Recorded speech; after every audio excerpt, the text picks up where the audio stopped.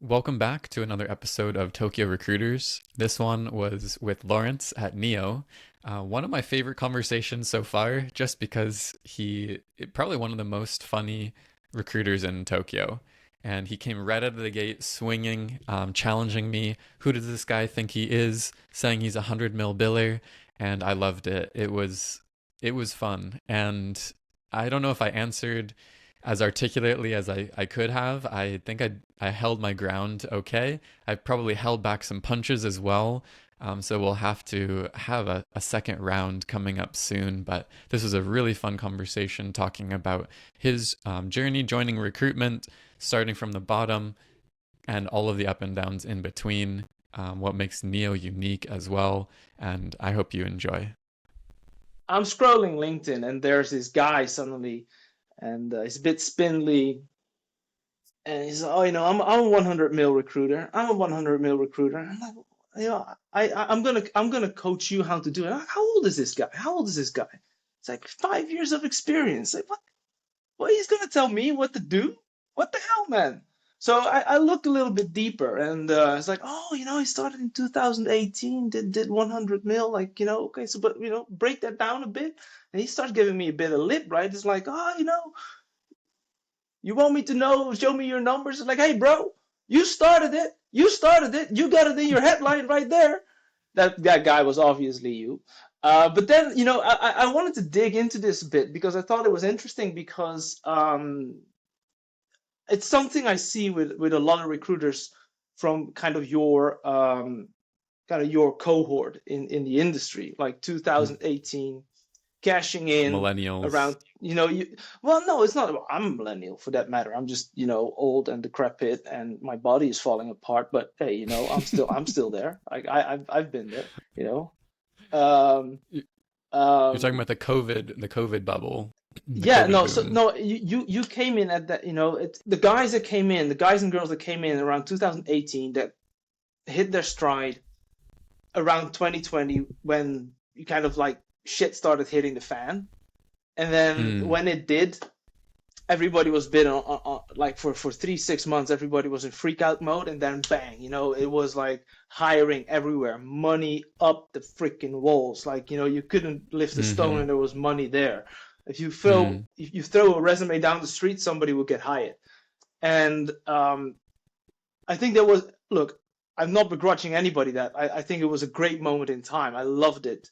I loved it. But I do oh need yeah, some justification because, like, look, if you did 50 mil coming out off the Lehman shock, yeah, or you did 100 mil coming in the biggest economic bubble, like, tell me about that. Like, what's the value to that mm, in terms of like achievement? Like money wise, I get it. Like, salaries have been stagnant here forever. We've been, stuck in the 2000s in Japan since 1980. That's all good. But I'm curious, like, how do you compare those achievements? so what are the two achievements? Sorry. So the achievement of like hitting the 100 mil and using that kind of like as a Mm, benchmark of like, okay, this is yeah, me, this is me, this is the brand, I'm the 1 million, 100 yeah, milli guy. yeah, And versus, yeah, so especially for the guys that have been around, say, for the last 15, 20 years, they look at that yeah, period of time a little bit differently, maybe mm, comparatively. So, sure, help us understand that part, like where we say, like, okay, mm, Levi, you are the guy, you're yeah, him. yeah. I mean, I guess just to rewind a little bit, I didn't start my brand to try to coach people on how to be 100 mil billers. This is not, my goal is not necessarily to get everyone to 100 mil. It's more about like just an approach of people to kind of enjoy recruitment and do it more, I guess, ethically or like in a way that they can sleep well at night, knowing that they're actually helping people and that they're Mm. building, yeah, something that's sustainable for themselves. So in terms of the achievement, yeah, I mean, I build over 100 mil 1 year. That's it. It's not something that everyone has done before, and it's not something I don't even know if I could do it again. Like I think I'm very clear in the posts that there was a luck involved, and that's what recruitment. There is a lot of that in recruitment. I think anyone would say that you kind of have to be building these things up for a period of time, and then you're in the right place at the right time. I know even my CEO of my old company, he told me his best years were right after Lehman Shock when the same thing happened. He was out there, he's meeting people, he's grinding when everyone's lost their job. And then in those following years, all of a sudden the companies are begging for people again and they're hiring. So it's always a cycle, right? And you just have to Mm. be able to, in that downturn of, COVID was a really bad year for me. I was for the whole company. And then not giving up on that and building the foundations for when it is a really good year and then cashing Yeah, in.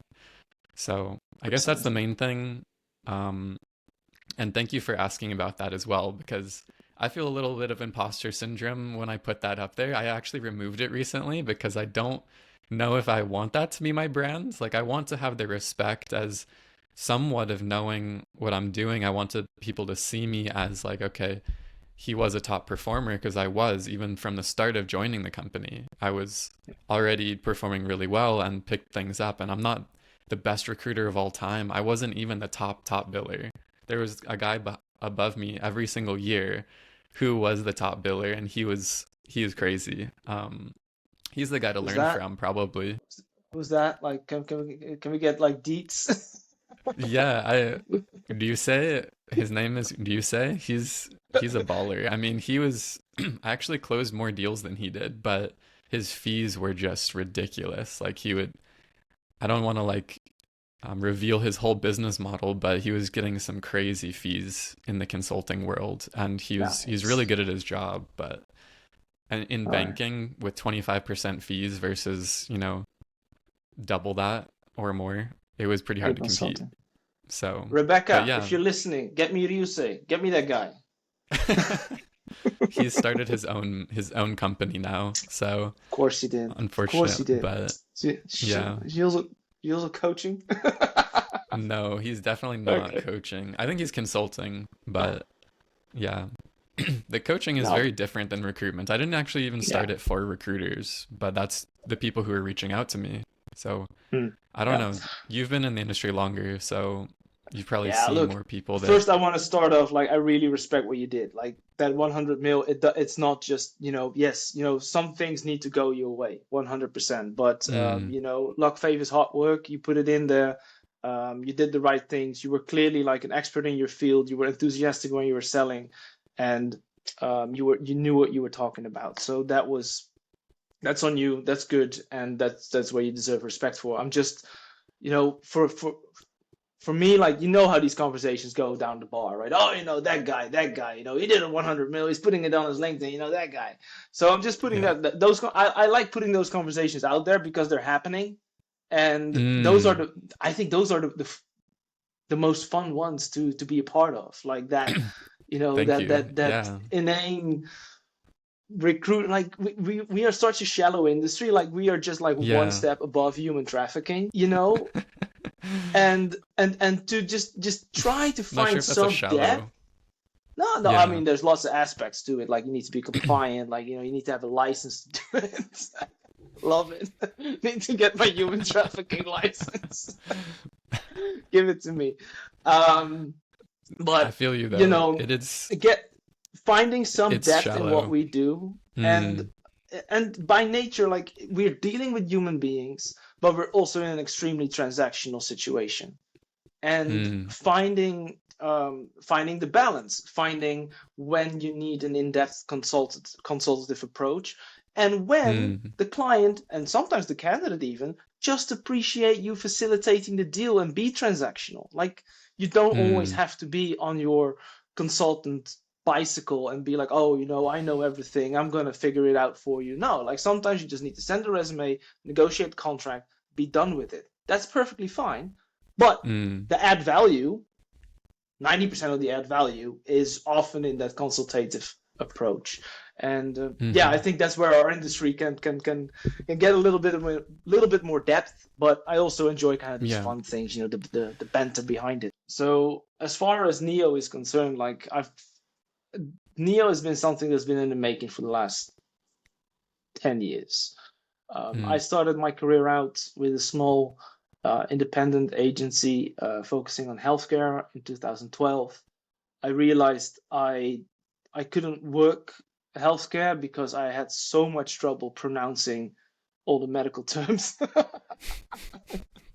I was just like, look, bro, I can't. I don't know what we're talking about. At the end, I just like focused on ostomy bags because I figured out they were basically shit bags, and they would just come in and then the shit would come out. I thought that was freaking hilarious. That's something I was successful at.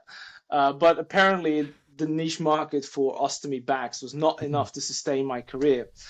So I Mm, ended up going into over-the-counter drugs, which was contact lenses and such. Then it became topicals such as sun care, Nivea, that kind of business, and ultimately that led me to a brand such as Coca-Cola and Red Bull, where all these marketing people were working that the OTC companies wanted to poach from. And after that, I kindly established myself in that sugar, alcohol, and tobacco niche, which is where I'm very comfortable. And mm, so I'm like, all right, cool. This is where I'm at. I know these products. I'm I'm intimately familiar, and let's go for it.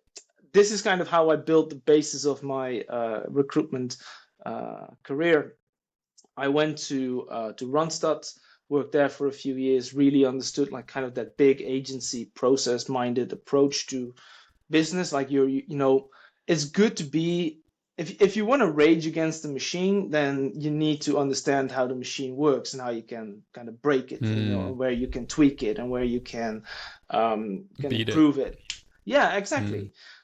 So living there for like 3 years in the belly of the beast was a great experience.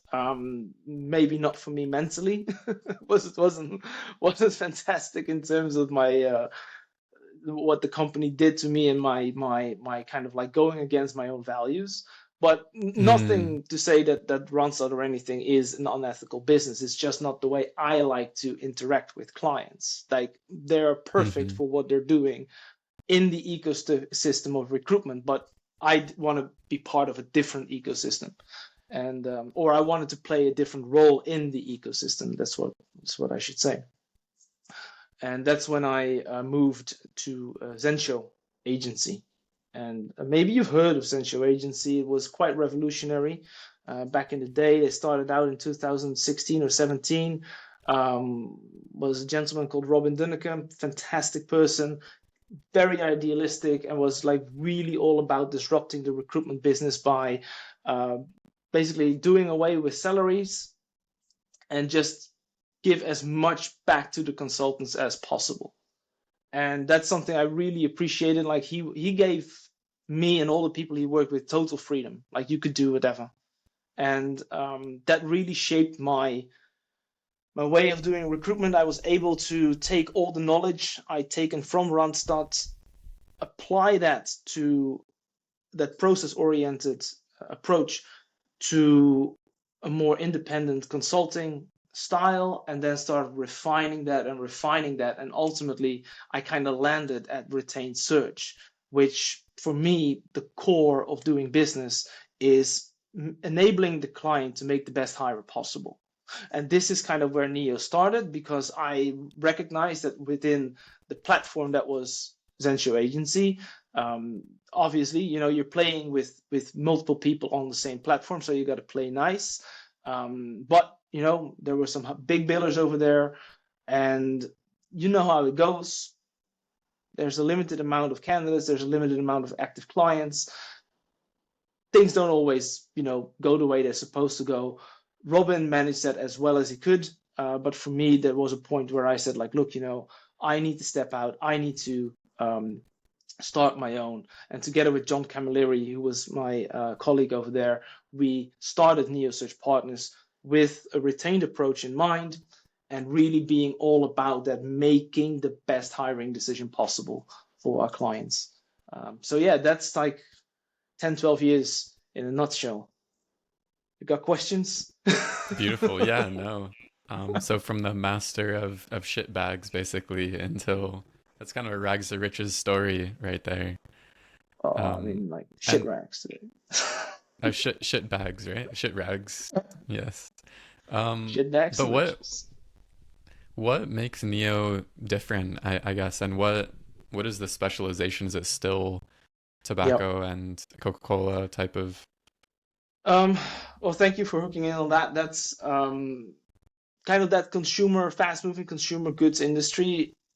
Slowly, it's still part of what I do, what I know best. Mm, But at the same time, as time moved on, general leadership positions became more of the bread and butter. So we're talking about market entry. Um, I'm from the Netherlands. I have a very good relationship with um, trade organizations in the Netherlands and in Japan that are doing business together. I have a good relationship with the embassy, and they're the first port of call where companies coming from the Netherlands want to, when they want to go to Japan, is always the embassy. But our mm, embassy being what it is, like they're not equipped to handle a market entry for a company. So they are always looking for a partner to be working with. And that's kind of where I, with Neo, kind of stepped in with our team. And we are helping these companies set up business here. So when they go to their first port of call, that port of call immediately funnels the business back to Neo. I'm very proud as well that we've been recognized for our efforts there. We won the Decima Awards, which is a award that's given or achieved by companies that have been facilitating business between Japan and the Netherlands. So we won it 2022, and there's a new round coming up next year. So who knows? But that's to kind of like put that FMCG part into context. Like if there's a tech company looking into the market for Japan, I'm helping them because at the end of the day, mm, my job is recruitment. I find people. My team, we find people. It doesn't matter if they are a general manager for a big FMCG company or if they are a very niche, highly paid role in, say, advertising consulting or in data management or in data sciences or in data centers, whatever you have, we find them because that's what we do. And the mm, way our approach works there is that we build a network for our clients. That's always the key. By building a network for our clients, we enable them to make the best hiring decision possible. That's the general concept. So coming back to your question, like where does FMCG still fit in?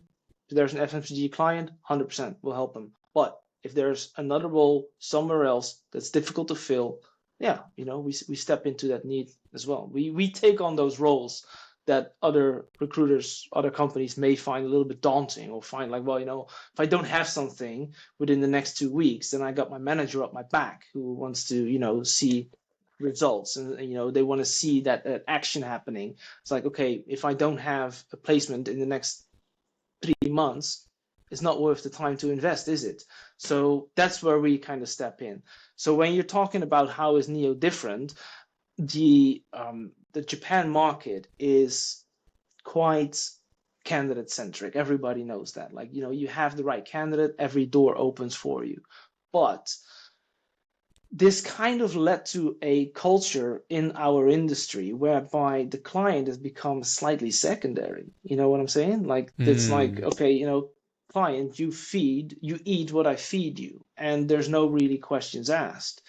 And we kind of flipped the script again. We said like, okay, client, let's really listen to what you have to say and build that network for you. Because like, look, we're not going to take people out of our inventory and just shove them down your throat. No, we're going to go out there, build a network, and from that network, you can make the best hiring decision possible.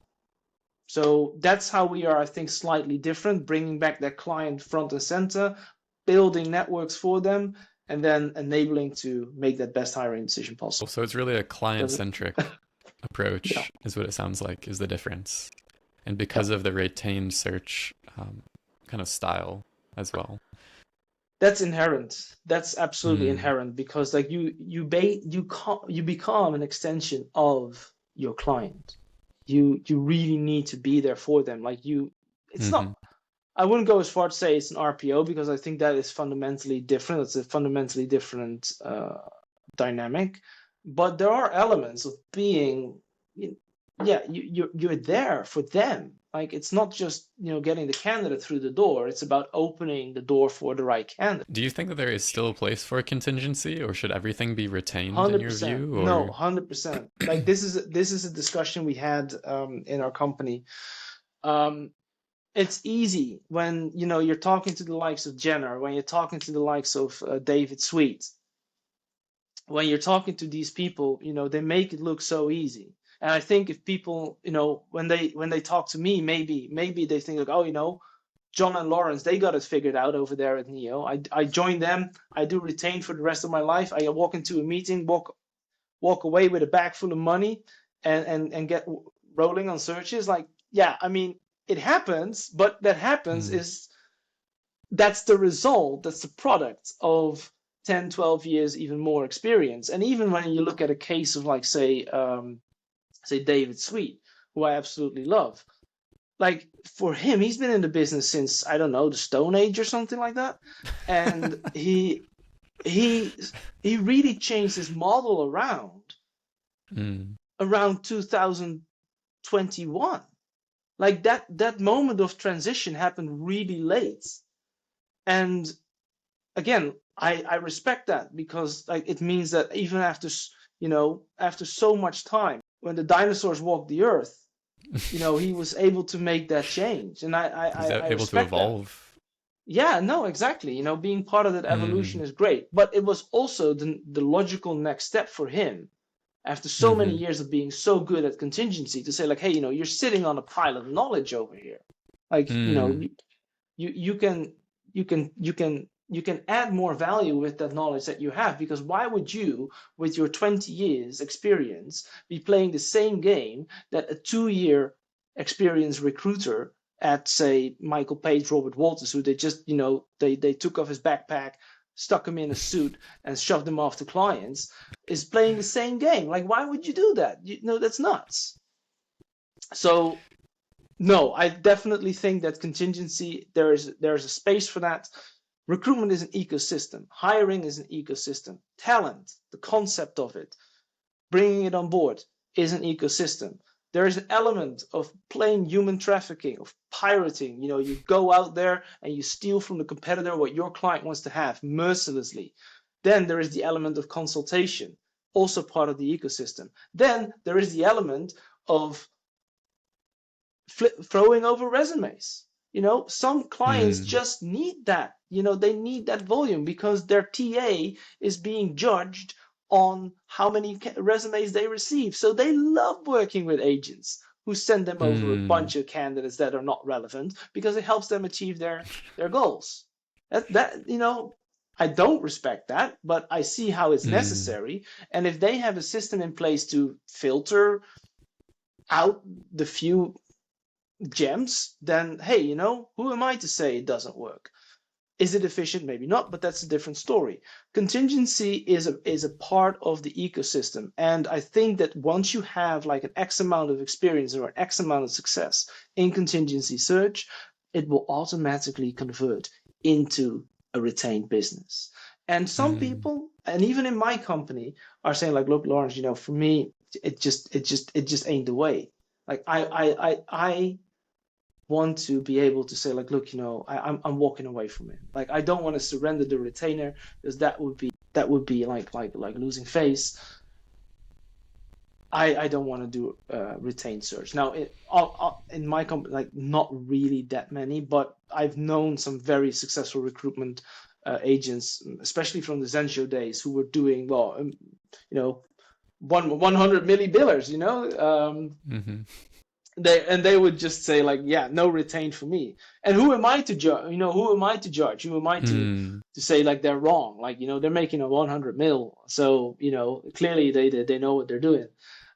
So I'm not arguing with that.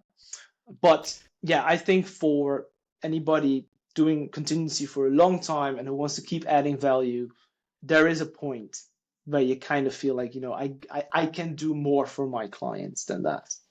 Mm. Yeah, I mean, honestly, I've never done retained search. I think the closest I ever came was getting exclusive searches, basically. I mean, we're working with banks and these financial institutions that they're only basically they're going for retained searches with their global partners, and we were not a global firm. We could have Mm, probably gotten in there, and we probably could have laid the groundwork meeting these regional heads and doing work there. And we had tried to kind of start that as well, because we had a good reputation. But I think the biggest thing that holds people back is the confidence, maybe, like of I'm gonna have this pressure now of delivering for the client when I have this retained search that's going on. So I'm curious for you, and maybe talking to the recruiters out there that are considering to go that direction. How do you get over that and just yeah. start to be able to pitch those retainers and also to deliver? Does it happen where you don't fill it, and what happens to the client relationship, and just yeah, your experience beyond this? Yeah, no, it's an excellent question. Actually, I was talking to one of my mentors yesterday, actually at RGF, Simon Chambers, about this exact topic. And okay, so I'm gonna tell you the secret. I'm gonna give you the secret sauce. Like if you do this, you can do retained search. Okay, so kids, listen up. Uncle Larry's gonna talk. What you're Take gonna some notes. do what you're going to do when you do a retained search, it's all about the reporting and the process. Remember back in the day when you had a math test and you would just write the right answer and then you would get it back and your teacher would strike it down because you didn't show how you got to your answer.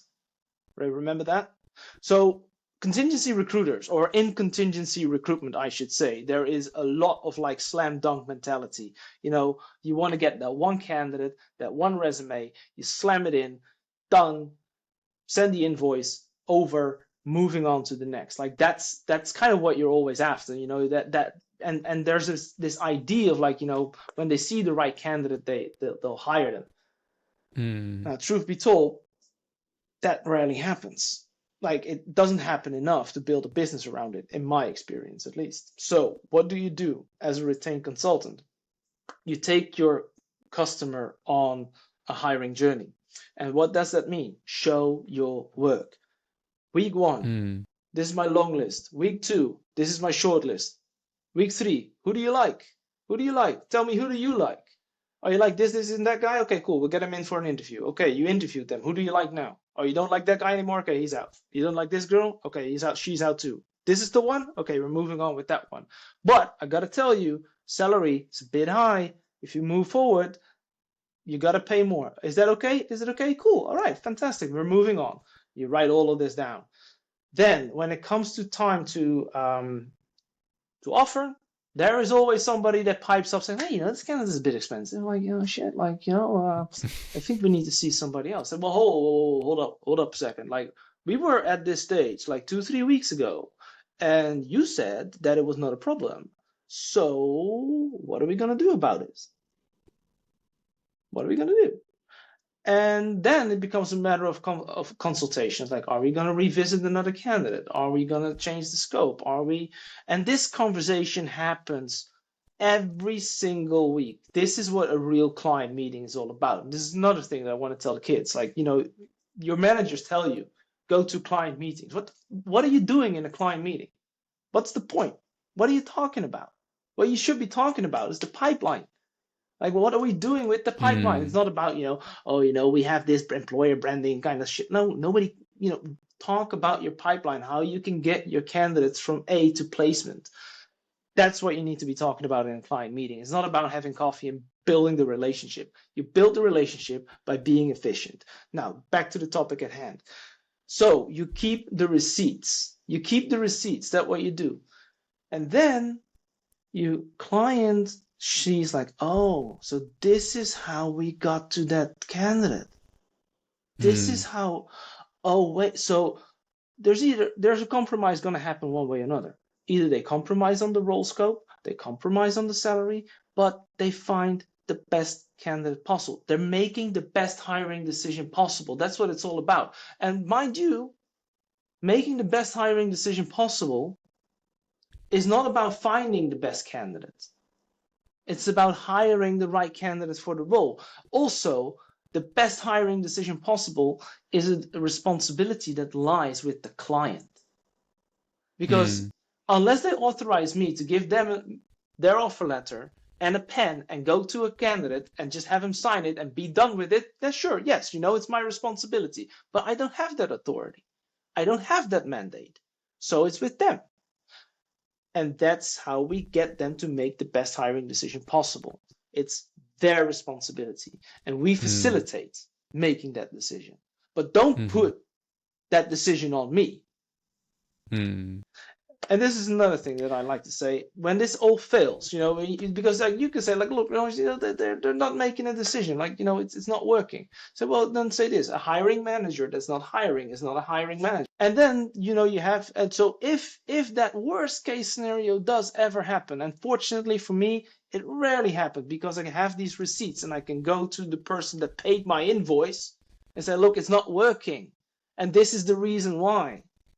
And then the person that paid my invoice, which is usually the CEO, goes to sit that hiring manager down and says, look, lad, you really need to have a little bit of like, I'm seeing this information and it's like, there's not really Make a anything decision. happening. Like, yeah, make a decision, man. Like, it's on Mm. you. So I by continuously giving it back to them, yeah. you get them where you want it to be. Yeah, I think it's beautiful. I think that it's a lot more of a consultative approach. Right? You're there with them and you're giving them all this information and letting them make a decision on it. And I think clients probably appreciate this a lot. I guess the one thing that I wonder always with the retained search, and maybe clients wonder the same thing, I don't know, is how how good is that long list? Like how sure are you that you are really covering the whole market and that there's not someone who's kind of slipping through the cracks because maybe Yeah. they want to do a contingency that has multiple recruiters so that they know they're picking up all the different talents in the market. So what Yeah. is what is your certainty, Um, I guess, or what would you say to them? the long list is a tool, not a guarantee.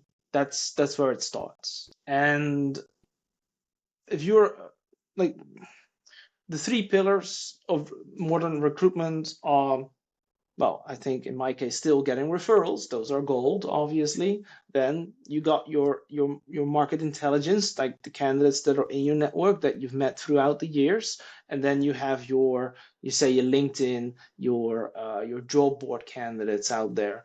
Those three Mm, pillars are what you compile your long list of that, basically. Is it watertight? No, it's not. But then again, like we're talking about a human business, it's a tool. If you do this for a long time, you get better at it. So the long list, no, is by no means perfect. When it comes down to wanting to use multiple agents, and you say like, well, we use multiple agents, and let's see if we can get a candidate through them. It's like, well, who says that the best candidate is going to you? Like maybe you're paying that mm, contingency agency 30%, and they have a competitor signed up at 35%. So I bet your sweet ass that you're gonna get the sloppy seconds of anybody hmm, that's been rejected from a client that paid more. So So it takes that kind again, of competition out of it. yes, Mm. yeah, but And I guess in I'm with some you. ways, I'm with you. yeah. It's a tool. It's a tool, And not I a guess guarantee.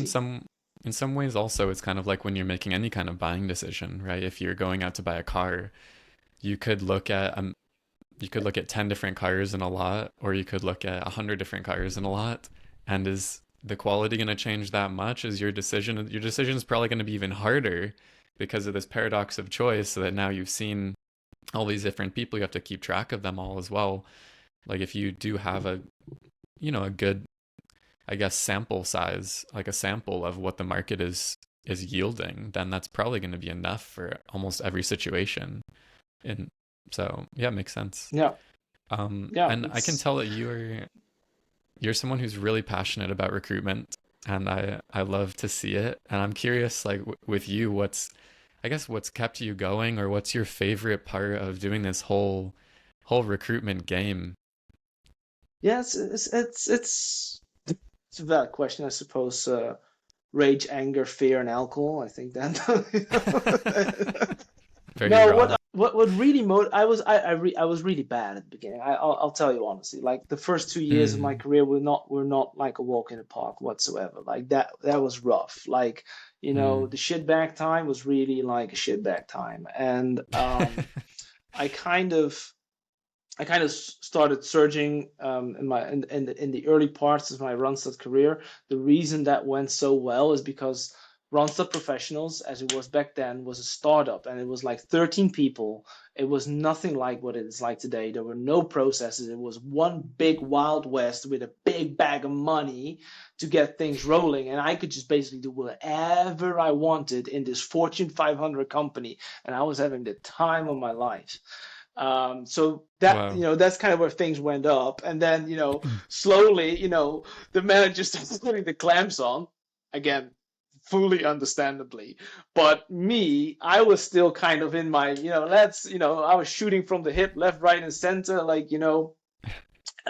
It was like, yeah. And obviously they wanted to have a more polished, like image of what a consultant looks like. And, look, I believe in being intelligent. I believe in being kind and courteous. I believe in being honest. Um, but business is raw, and if you kind of like put this blanket of suits and ties on everything, um, a lot of business that we win is simply by telling a CEO, like in well, I mean, sometimes literally like, bro, like this ain't going the right way, or Mm, like, I think you're this could be done better. And there's ways of saying it. Like, today we're on fire. Today we're like, we're shooting the breeze. We're talking, recruiter to recruiter, so it's different. But in consulting mm, meetings, like, there, neither me nor John nor anybody in my team shies away from speaking truth to power. And hmm. that is kind of like, for me, when that moment of switching started happening, was when I felt the confidence to say, like, hey, I've seen this movie before. This didn't go right the first time I saw it, and I was like, that's odd, maybe all right, but I don't know too much about this business. The second time I see it happening, I was like, hey, this happened, but maybe it was a fluke. Again, it went down Mm. the shitter. The third time, I'm like, hey, this, like, I gotta, these people, I need, they're Everyone going, stop. yes, help them out and be Hmm. helpful. Be a pleasure to deal with. Like, be an expert in your field, a pleasure to deal with, and most of all, helpful. If you do that, then you're 80% there. Mm. And that's what kept me going, because when I started figuring that out, things became easier. And money is great. It's not. I'm the last person to say money is everything, but it's a lot. Like, you can Mm. literally buy your freedom. Like, the human trafficking joke doesn't come out of nowhere. Like, it's really how I feel. Like, you buy your freedom. You buy the time to do the things you like. Mm. And that's, you need to have money for that. So What is perhaps something that that's, you, yeah, what is something that you like to do? I'm just curious, outside of recruitment, when you're not giving clients advice, and what are you uh doing? I don't know. Like, I like to do. I for a long time I was amateur kickboxing here in Japan. I did a bit back home as well, Were but you in fight night? no, that's boxing, man. Like, the Ah, thing okay. is, like, I I thought see. about it a lot, and actually, I was like, a Yeah. few people around me, at the time when fight night was coming, I was like, you gotta do it, you gotta do it, and I was like, I want to do it, but it's boxing, and boxing is for Mm. intelligent people. If you like a good boxer, like, they're smart people, and the beauty with kickboxing is that at one point you can just let it fly. You just turn off your brain, and you just, like, you just smack him. Throw And all your limbs. yeah, exactly. He's like, it doesn't matter, just walk through it. But with boxing is different. Like, it's a sweet art. There's a reason they call Mm. it that. Sweet science, I should say. With kickboxing, it's a bit more Neanderthal, and that's kind of perhaps what attracts me to it. But I also love the way in Japanese gyms, when you meet the Japanese that we meet in our business, we're talking about businessmen, people earning a lot of money. And, you walk into a kickboxing gym, and, you're talking to the guy who owns the yakitori shop down the road. You're talking to a guy that's filling vending machines. Um, you're talking to a guy that works at a pig slaughterer. Like all these people that you would not interact with as Mm. because we're in this, we're in this white ass bubble. We are in the rich people zone. Like that's who we Yeah. deal with. The That's who we 1%. interact with. Yes, you're dealing with the 1% of society. Like the funny thing is, average salary outside Tokyo is around 4 million yen. That's what most of the people are earning. Like if I Mm. open my database and I look at what the average salary is, I'm like that's like what we're talking way more than that, three, four, five times that amount of money. So the people that we're dealing with are not a reflection of the society that we live in, and that's what I loved so much about going to kickboxing gyms, being part of that community, being part of like yeah, the guys and the girls and the weirdos. Yeah, Mm. count me up, sign me up. Surprisingly, That's fit beautiful. right in. I fit right in. I'm not surprised by that at all, actually. Yeah. So you get to Yeah. go there, you get to beat up some poor people, you get to No, no, also no. get Well, beaten hey, up be by poor careful with that people. because like these blue collar guys, they don't mind having a scrap with anybody, especially if they can whoop some white I'm ass. sure They love it's that. the other way around. Yeah. That's awesome. That's Yeah, awesome. yeah, that's so good. Um, Beautiful.